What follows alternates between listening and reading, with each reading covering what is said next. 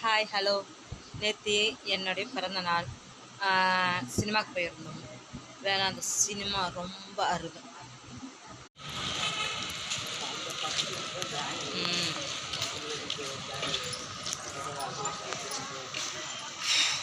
சந்தான படம் பார்த்துட்டு வந்தோம்.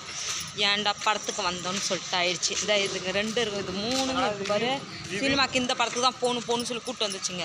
படம் நல்லாவே இல்லை, உண்மையுமே படம் நல்லா இல்லை. பாருங்கள் என்ன சொல்கிறான் பாருங்கள். இப்போ தான் அந்த தேட்டரில் படம் நல்லா இருந்ததுன்னு சொன்னவங்களும் சதுக்கு பேய் வந்து கொள்ளணும். அதனால் ரிலீவ் போடக்கூடாது தான். இருந்தாலும் நல்லாவே இல்லை படம். உண்மையை தானே சொல்லணும்.